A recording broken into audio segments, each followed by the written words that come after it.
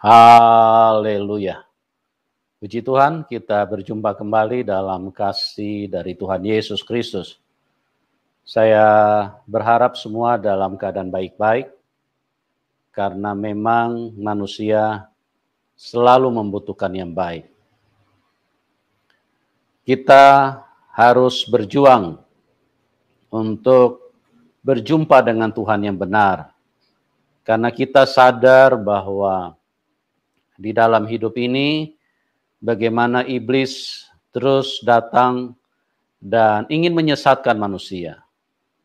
Dan itu sudah dimulai dari Taman Eden, di mana iblis hadir dan membuat Adam dan Hawa tertipu. Tuhan berfirman, jangan makan buah itu, tapi iblis datang dan membodohi manusia. Iblis berkata, makan saja, jangan dengar Tuhan.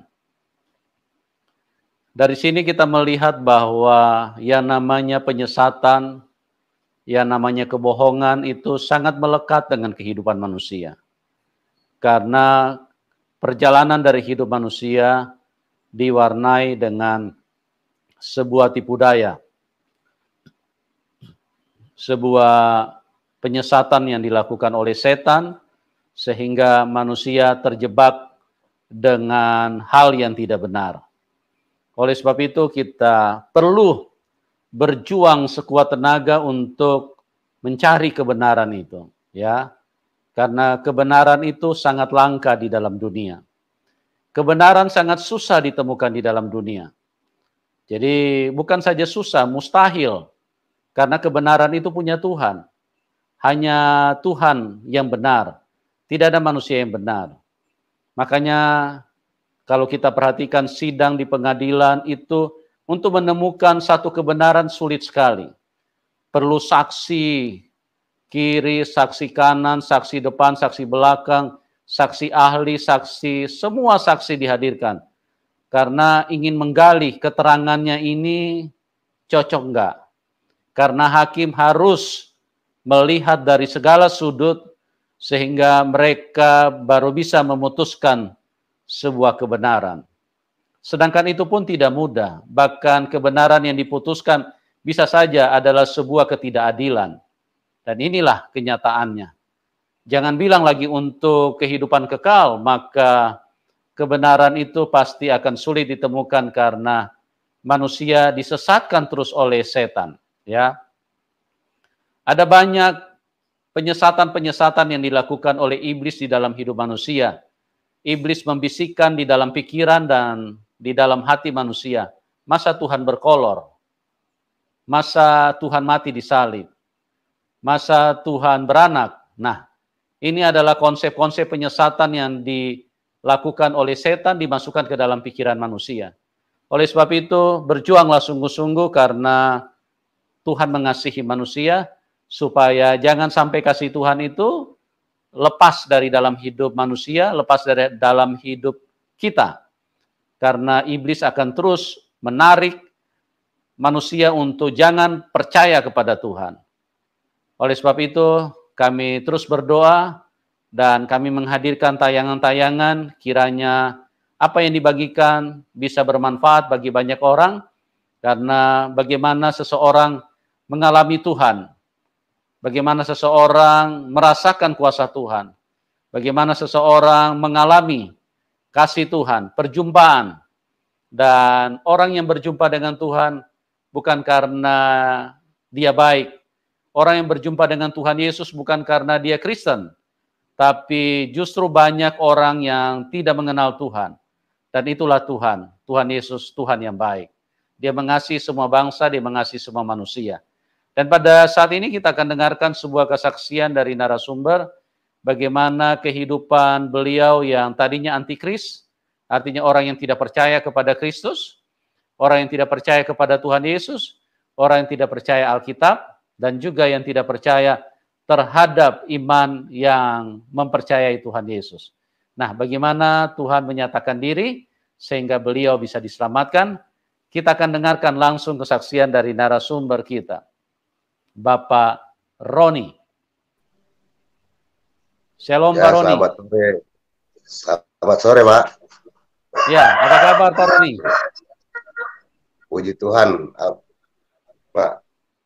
Baik. Ya, haleluya. Terima kasih Pak Roni sudah hadir. Dan teman-teman, kita akan dengarkan kesaksian yang luar biasa. Bagaimana Pak Roni ini seorang yang antikris tadinya, orang yang tidak percaya kepada Tuhan Yesus, dan sekarang beliau menjadi seorang yang mengasihi Tuhan. Ya, kita akan dengarkan saja langsung dari beliau karena saya tidak perlu lagi untuk menjelaskan secara terperinci. Beliau sudah ada di tengah-tengah kita. Oke, Pak Roni, waktu dan tempat saya serahkan kepada Anda. Tentunya dimulai dari latar belakang dulu, Pak. Ya, terus kemudian bagaimana Ya. Bapak bisa mengenal Tuhan Yesus? Silakan, Pak Roni. Selamat sore kepada semua pemirsa yang ada di channel YouTube Pak Yusuf Manubulu. Ya. Hari ini saya ingin sedikit memberi kesaksian tentang Tuhan Yesus pada channel ini. Nama saya Roni Alpasera. Saya berumur 44 tahun saat ini. Jadi saya ingin menceritakan bagaimana saya bisa percaya kepada Yesus pada saat ini.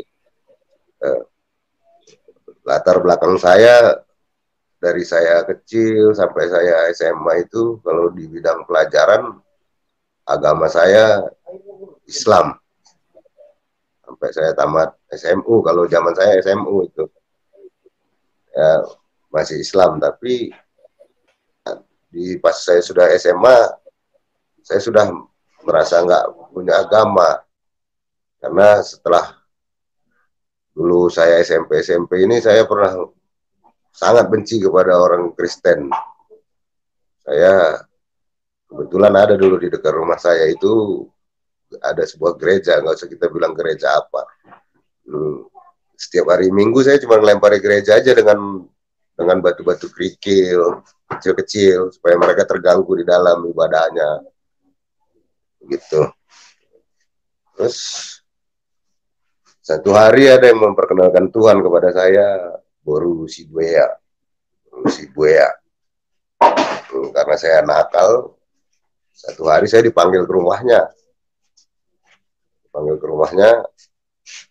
Lalu ya saling kami diskusi lah, dialog mengenai Tuhan, tentang Tuhan.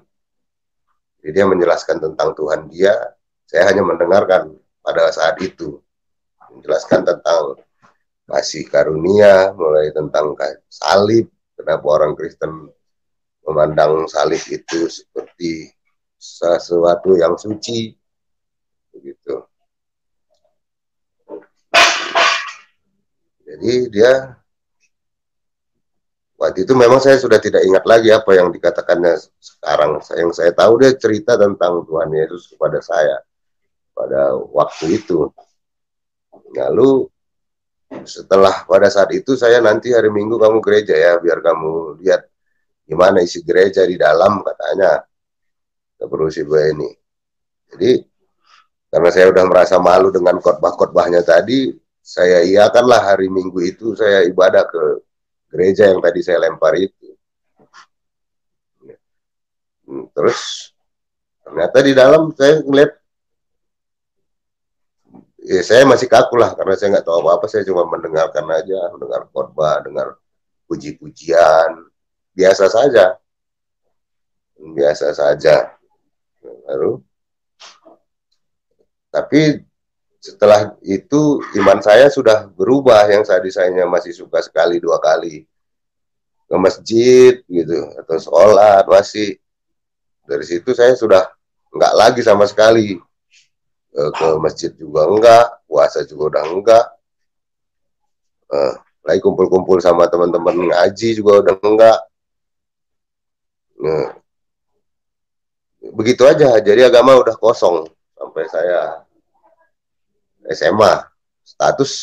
Kalau status saya masih tetap muslim lah sampai saya SMA. Terus Padahal di rumah saya ada seorang abang saya yang sudah lebih dulu masuk Kristen.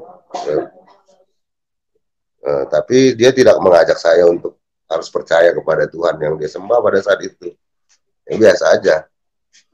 Nah, lalu seiring berjalannya waktu, saya menikah. Saya menikah tahun 2003. Kira-kira 1 tahun saya menikah. Saya menikah Muslim. Kira-kira 1 tahun saya menikah, saya dapat kecelakaan. Saya ditindih kayu pundak saya bagian sebelah kanan pundak saya. Setelah kejadian itu saya sudah tidak berjalan sampai hari ini. Sampai hari ini saya belum bisa berjalan. Lalu dalam proses penyembuhan saya, disitulah saya banyak menemukan hal-hal tentang Tuhan, tentang Yesus. Karena kebetulan waktu itu pas saya dibawa ke Patah Tulang, karena ada Malik nggak sanggup mengobati saya, rumah sakit ada Malik Medan. Lalu saya dibawa ke Patah Tulang tradisional di daerah Pancur Batu sana. Kebetulan dia pertua GBKP juga, memang bulang yang mengobati aku itu. Nah, lalu di situ saya didoakan sama bulang itu, berdoa. Terus dalam proses penyembuhan, di dalam perjalanan, sesudah 1 tahun kira-kira saya berobat, disitulah baru benar-benar ada seorang ibu datang ke rumah melihat kondisi saya yang terbaring karena sudah tidak bisa berjalan. Dia bertanya, mau kamu saya sembuhkan, nak? Katanya. Mau, Bu. Saya bilang. Terus, tapi saya tidak bisa mengobati kamu. Dia bilang, mungkin gereja bisa mengobati kamu.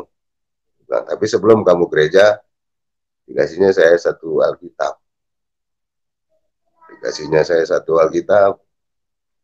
Lalu saya baca-baca. Lalu saya baca-baca, mulai dari Injil Matius, Yohanes, Lukas, Markus, gitu. Perjanjian baru disuruh soalnya sama ibu itu. Baca-baca. Terus ternyata di situ saya yang membaca di situ orang sakit aja semua itu isinya. Nggak ada orang buta, ada orang timpang, ada orang pendarahan, ada orang gila yang disembuhkan, tapi semuanya sembuh. Ada yang di kolam Bethesda bertahun-tahun gitu. Terus saya tarik kesimpulan, Pak, kalau saya ditempatkan pada zaman itu, gimana saya perbuat?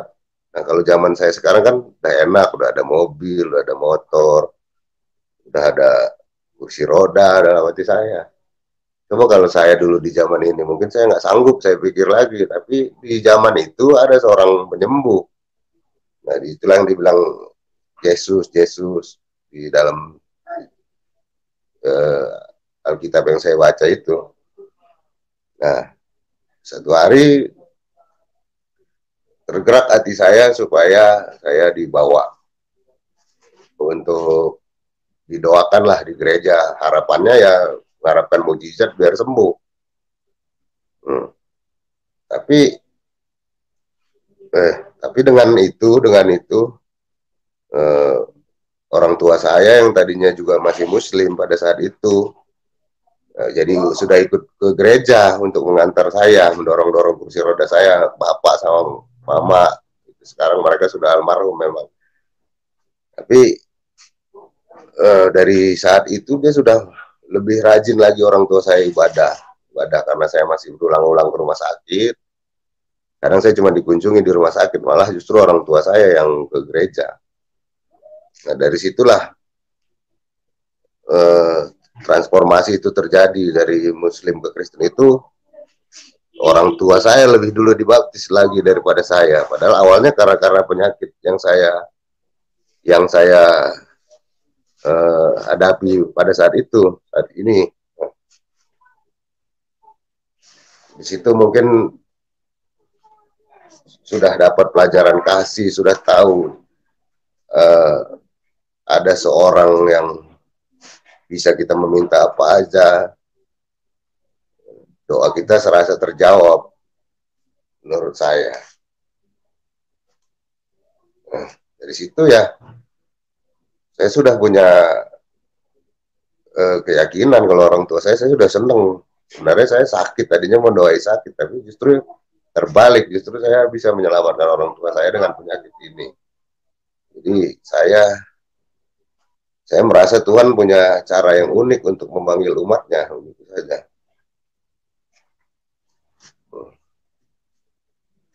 Nah, seiring berjalannya waktu, lama-lama kalau kesaksian lagi saya, namanya saya sakit lama sudah kan, lama-lama saya pernah juga mengalami hal-hal stres apa gitu. Saya sempat minum racun rumput, namanya Rondap. Kalau di kampung ini Rondap, racun rumput. Di sini saya beri kesaksian sedikit.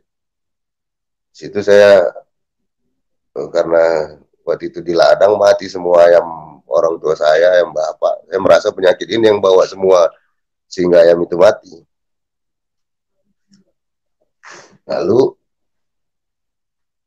saya mencoba bunuh diri lah dengan minum Rondap itu. Saya kebetulan ketemu ada Rondap itu di samping-samping gubuk yang di ladang. Saya minum 1 liter itu tanpa berhenti. Saya minum. Saya lemparkan botolnya. Saya pikir minum racun itu langsung mati seperti yang di TV-TV itu. Kalau kita minum langsung mati gitu. Ternyata enggak. Ada proses. Dari setelah saya minum racun itu, mulut saya udah mulai berbau, sini mulai panas, tenggorokan, terus sampai perut mulai panas. Terus pada saat itu saya melihat ke atas langit. Setelah kira-kira 20 menit saya minum itu, saya melihat ke atas langit. Saya sudah melihat bumi ini berputar semua. Udah gini-gini saya di kursi roda itu, kok jadi gini dalam hati itu kan. Baru aku tersadar lagi. Tersadar dari situ aku berdoa. Ya Tuhan, aku udah jadi takut. Jadi aku udah berdoa. Ya Tuhan, kalau ada kuasa-Mu, selamatkan aku sekarang. Aku bilang gitu. Nah, terus karena aku udah merasa pusing, aku masuk ke dalam gubuk itu dan aku membaringkan diri.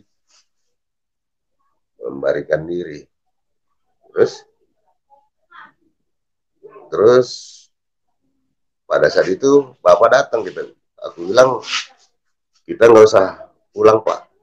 Nah, dalam hatiku karena saya sudah minum racun, takut nanti mati nggak ada yang tahu. Lagi di ladang, jadi aku minta Bapak temani. Jadi, memang kau kenapa? Katanya dengan ucapan yang lemah. Aku bilang nggak apa-apa. Aku temani aja aku bilang maksudnya. Supaya nanti aku mati sudah ada yang tahu, sudah Bapak nanti tinggal bilang sama orang kampung dalam hatiku. Dan ternyata Tuhan berproses dalam diri saya. Mungkin setelah doa saya tadi, saya bisa diselamatkan. Karena esok paginya saya terbangun, ternyata saya masih hidup. Dari situ saya mikir lagi, kenapa Tuhan? Kenapa? Kok saya mau mati aja susah banget kayaknya gitu. Padahal hidup aja udah tersiksa. Tapi lama-lama ada saya dengar, kayak ada dengar inilah yang saya dengar. Masih ada yang mau dipertemukan dengan engkau. Dia bilang begitu. Yang saya dengar. Oh berarti saya mau ketemu dengan orang-orang yang belum pernah saya ketemu dalam hati saya. Enggak lama dari situ kembali saya ke Jakarta.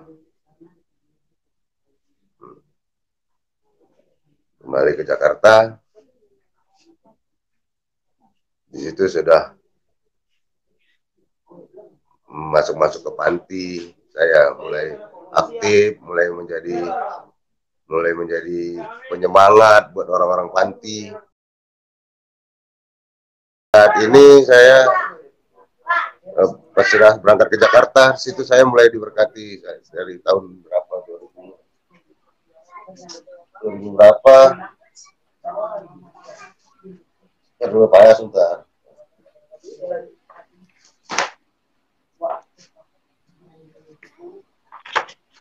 Ini 2 Juli 2011 saya menjadi juara penyandang cacat se-DKI.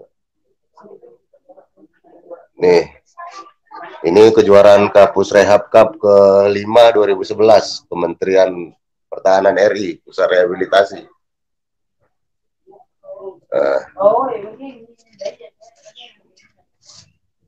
Inilah pengalaman-pengalaman saya yang bisa menjadikan saya kesaksian di sini. Saya, padahal di antara yang lain, teman-teman saya Muslim, kebanyakan di Jakarta. Kita satu-satu dari desa bisa berjuara dibikin Tuhan, padahal kita nggak punya kemampuan apa-apa. Ini juara 2 karena campuran. Tahun 2011 saya dapat piala 2. Mungkin pada saat itu saya sedang sering menjadi saksi buat teman-teman yang di panti-panti yang sudah merasa nggak punya harapan, nggak punya apa. Jadi gue bilang Tuhan itu ada. Dan di tahun itu pula saya dibaptis di 2011 juga. Dari saya kecelakaan masih lama prosesnya untuk saya menjadi seorang Kristen, tapi di tengah-tengah perjalanan untuk saya dibaptis ini sudah banyak sekali kesaksian. Ini di CWS Belagio saya dibaptis di Kuningan sana, Pak. Disitulah mulai 2011 lah saya mulai memang benar-benar menjadi anak Tuhan, gitu. Jadi mukjizat yang saya rasakan yaitu tadi, selamat dari minum racun. Terus orang tua saya yang tadinya kekeh menjadi seorang yang Muslim, akhirnya dengan adanya penyakit yang ada pada saya, malah orang tua saya menjadi orang percaya, gitu, Pak. Iya, luar biasa. Jadi Bapak Hmm. bisa dengar suara saya, Pak Roni? Ya, Pak, ya. Ya, jadi Bapak pada 2011 itu sudah percaya kepada Tuhan Yesus, ya?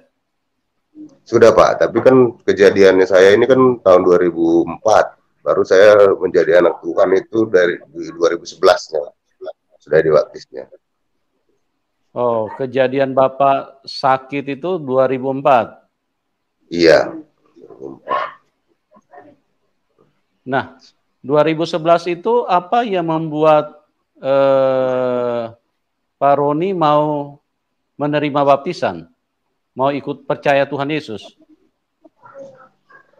Di situ saya sudah rutin ibadah setiap hari Sabtu, hari Minggu. Saya memang waktu itu tidak tetap gereja saya, tapi saya ada satu panti tempat saya ibadah setiap hari Sabtu, Pak.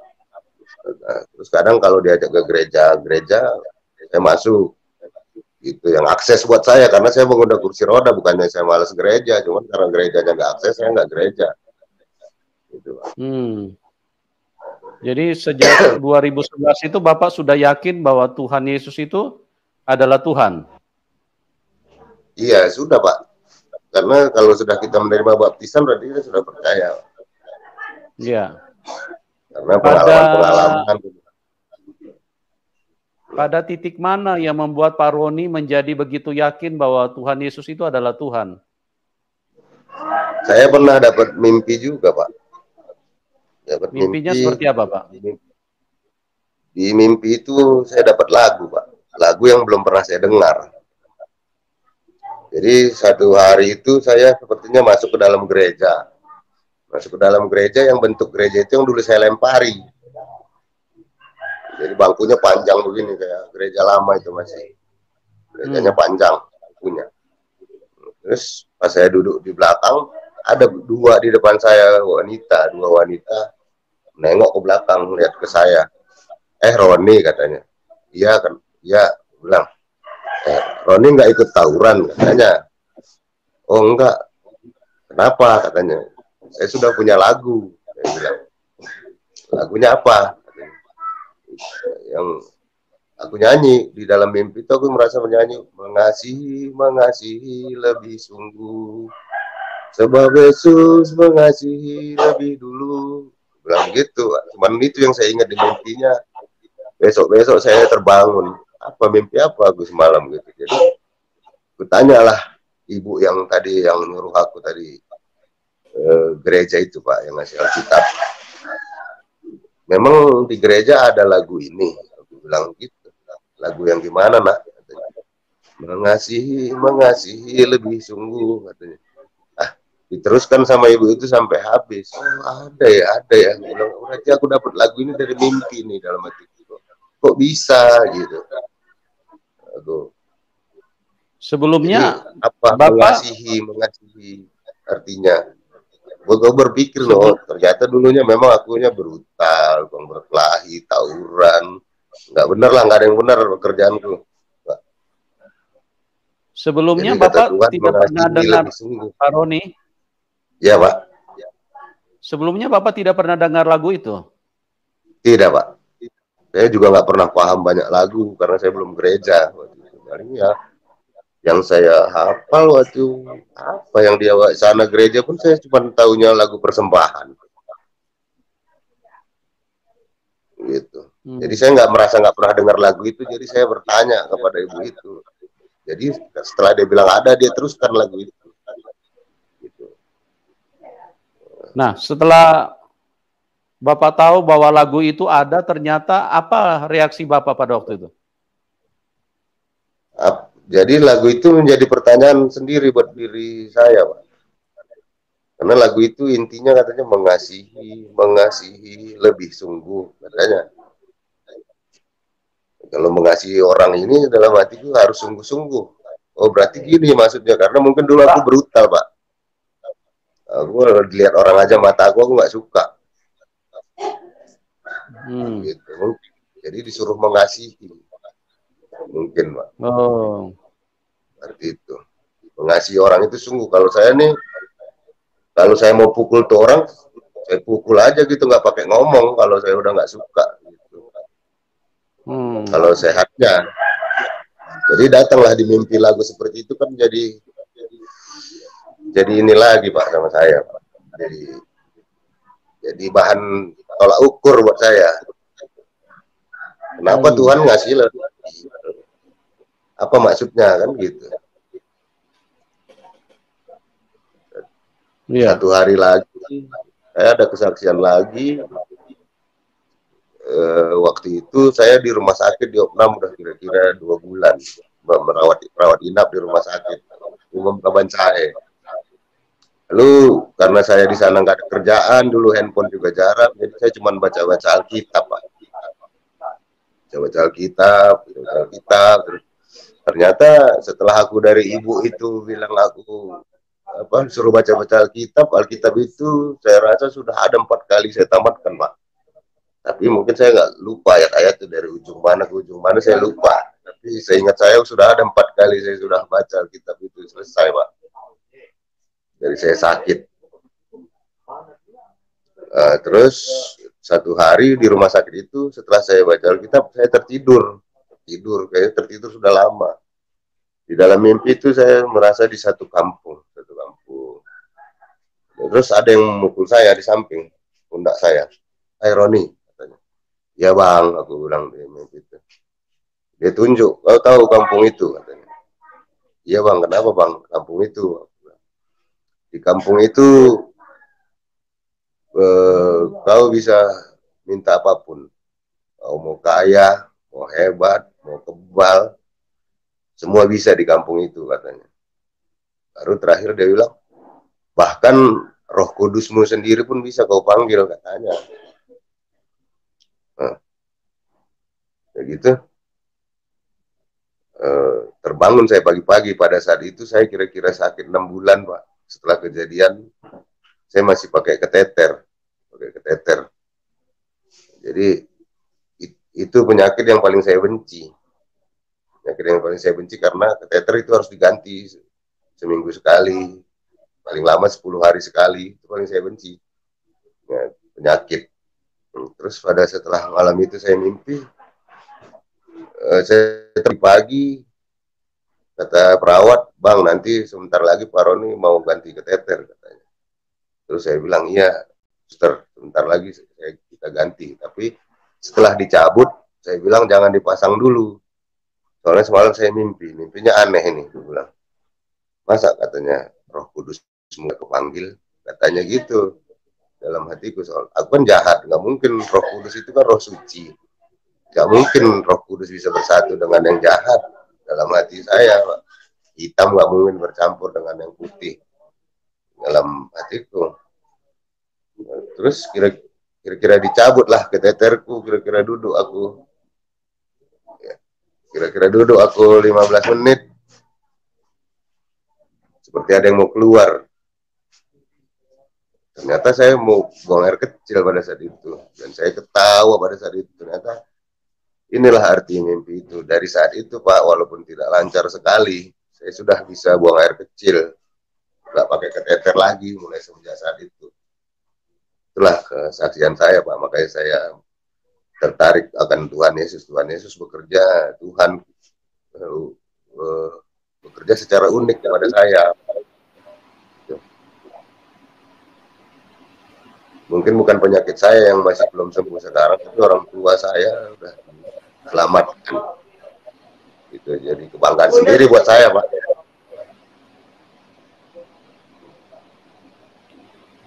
Itulah itu singkat dari saya, Pak.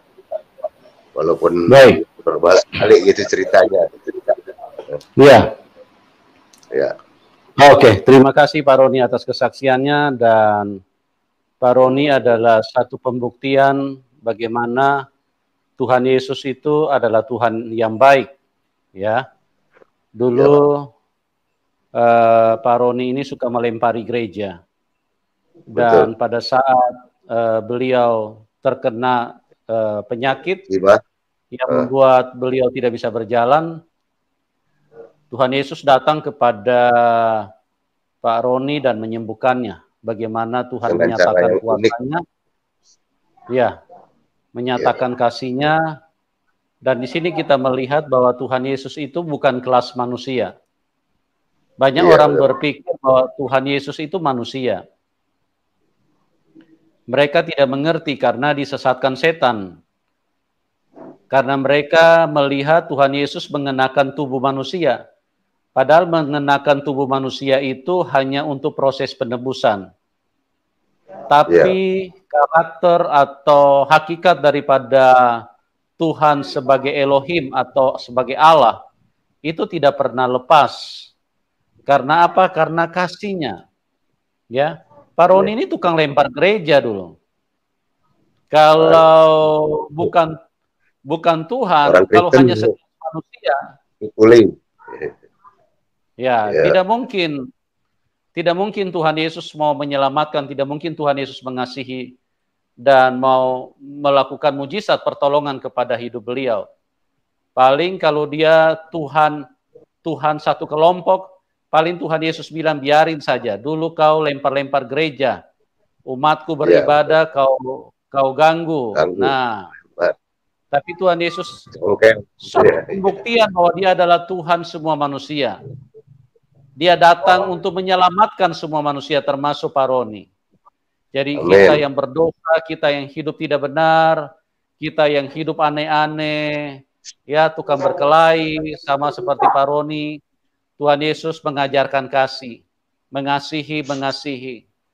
Ya, itulah yang menyatakan kepada kita bahwa kita tidak bisa membantah kalau dia adalah Tuhan. Dan hakikat Tuhan itu sangat sempurna dan sederhana sekali untuk kita mengenalnya. Dia pengasih dan penyayang. Ya, itulah Tuhan Yesus. Dia berkata, berdoalah buat musuh-musuhmu, mintalah berkat buat mereka. Siapa manusia yang bisa mengajarkan seperti ini? Tidak ada. Kalau cuma hanya sekelas Nabi, tidak seperti ini. Tapi dia adalah Tuhan, dan itulah yang disebut dengan pengasih dan penyayang. Ya, itulah Tuhan yang sebenarnya, yang sangat sayang kepada siapapun. Nah, Pak Roni, di dalam perjalanan iman Bapak,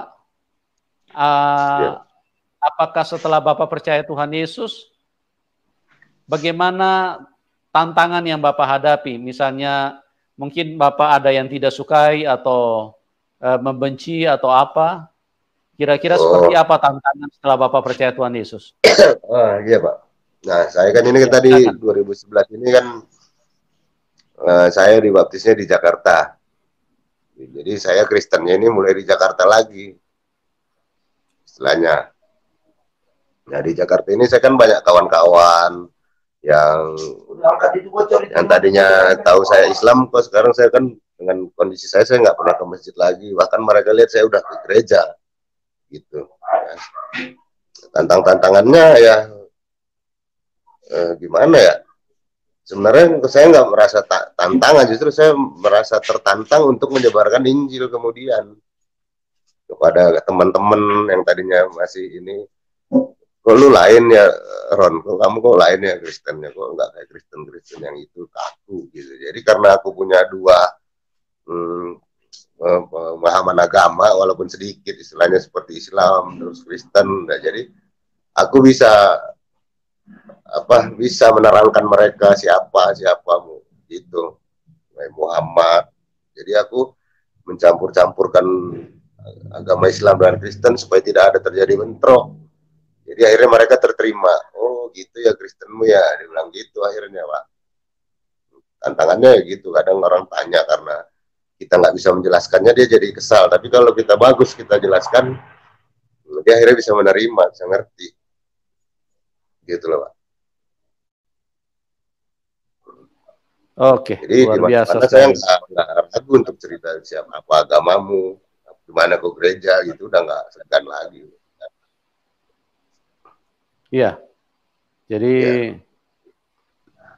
memang ikut Tuhan Yesus itu seringkali banyak orang yang tidak bisa terima. Jadi hal-hal inilah yang membuat kadang-kadang kita jadi terganggu. Tapi tidak apa-apa, itu memang bagian dari salib yang harus kita pikul.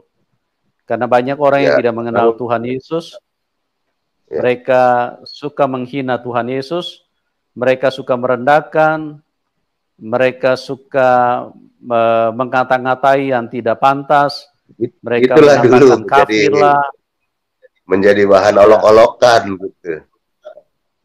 Ya. Tuhan aja disalib. No, lambilin layanganku gitu-gitu, dulu sering ngeledekin juga dulu.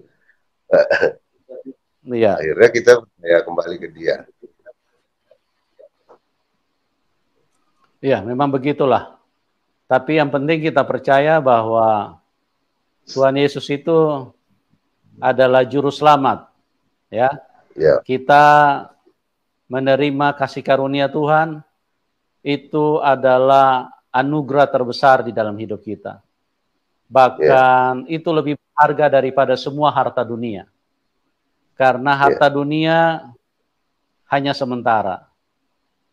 Kalau kita mati, langsung berpindah tangan. Langsung pindah, beralih ke orang lain. Bahkan kalau dia tidak punya anak, akan langsung beralih jatuh ke keluarga, ke orang lain. Nah, inilah yang kadang-kadang tidak disadari manusia, betapa semua harta kekayaan dunia ini bersifat sementara dan tidak boleh menjadi prioritas kita. Kadang-kadang kita mencari harta dunia sampai lupa bahwa Tuhan itu baik. Sampai kita lupa bahwa Tuhan Yesuslah yang bisa menyelamatkan kita. Jadi itulah yang terjadi, dan saya berdoa supaya apa yang dibagikan oleh Pak Roni bisa menjadi berkat buat teman-teman yang ada di dalam link ini. Nah, Pak Roni, mungkin dari perjalanan hidup Anda banyak mujizat yang dialami ya setelah ikut Tuhan Yesus. Nah, kira-kira mujizat apa yang paling berkesan di dalam hidup Bapak? Mujizat apa yang membuat Bapak semakin kuat di dalam Tuhan Yesus?